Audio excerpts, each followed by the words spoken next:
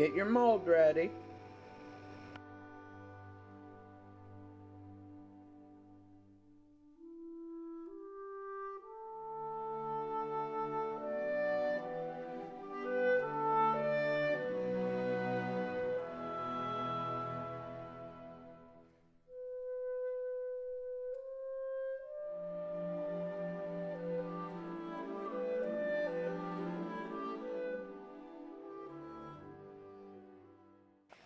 Mix the oils together. I mixed the lye. I incorporated them.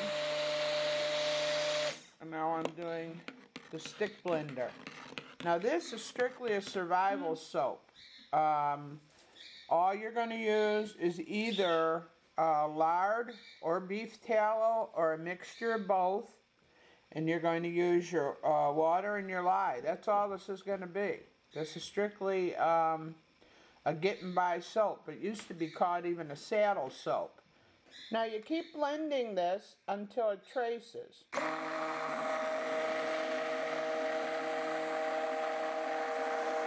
This is just a nice creamy bar of simple soap. This is a simple trace. You see how that is? And I'm cooking this. Just letting you know that I'm cooking this. I have this on low.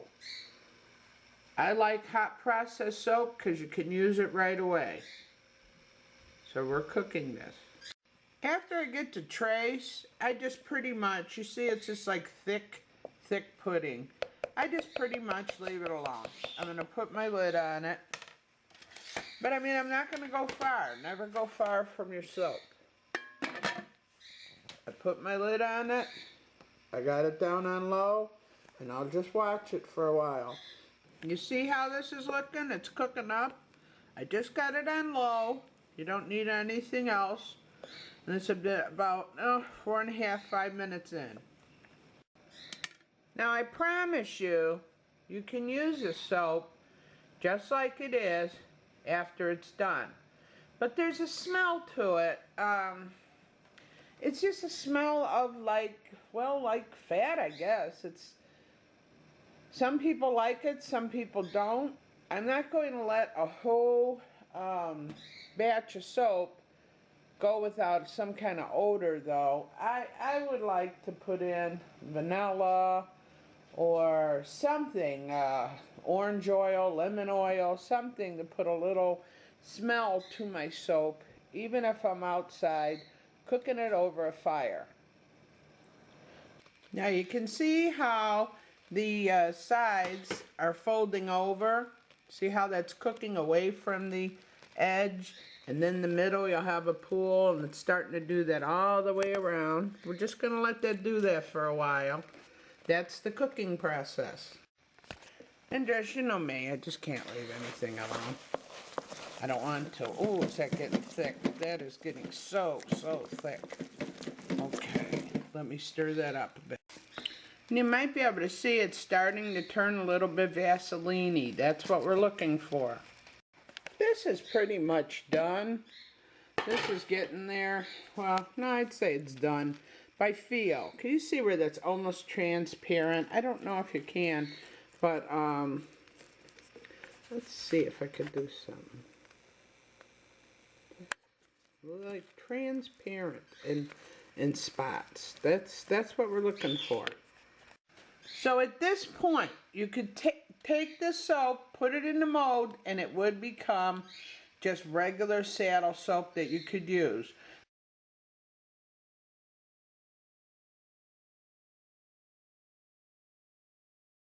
I'm going to put in about an ounce of fragrance. I am going to take the smallest amount of violet icing color from Wilton. I'm just going to take a little bit, oh boy, a little bit like this. And I'll show you what I'm going to do. I'm going to put it over here in the corner. I'm just going to mix up a little bit of it.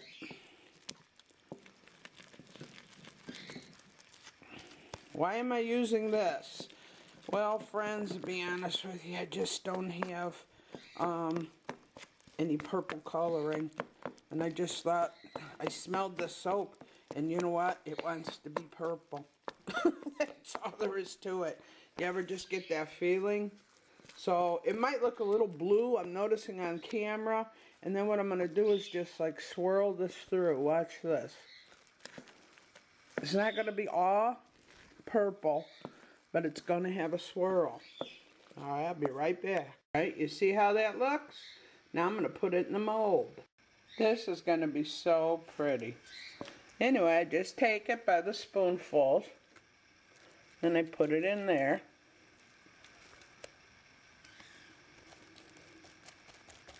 And that was, as you saw, it was just a teensy bit of the Wilton icing. But you know, you could put sugar in soap. Why can't you put a little bit of that in there? Well, you can. That's my point. This is going to be one beautiful bar of soap. I cannot tell you how beautiful this turned out. And I don't know why. When I look with my camera, it looks blue. But it's not. It's purple.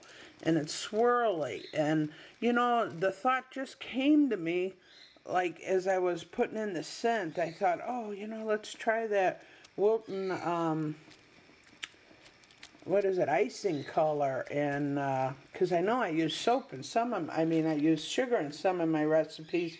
My God, to be honest with you, this came out better than when I used the color for the actual soap. I may be going over to Wilton, checking out some of their icing colors. This is fabulous. I made a little ball to what was sticking to the pan. Aren't these cute? Gives me some ideas, I'll tell you that. If this works out, I'm definitely going to be using icing color. Not only, it's a heck of a lot cheaper. This is just unbelievable. This is just unbelievable. This is beautiful.